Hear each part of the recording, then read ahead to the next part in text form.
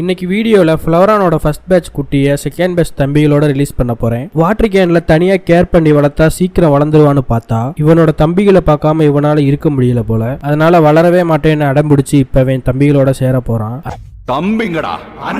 அதனால இவனோட உடன்பிறப்புகளோடய இவனை விட்டுட்டு குடும்பத்தை சேர்த்து வைக்கலான்னு முடிவு பண்ணிட்டேன். மீனுக்கு கூட தனிமையா இருக்குது, பிடிக்கல பாருங்க. நீங்களும் எந்த பெட்டு வளர்த்தாலும் தனியா வளர்க்காதீங்க.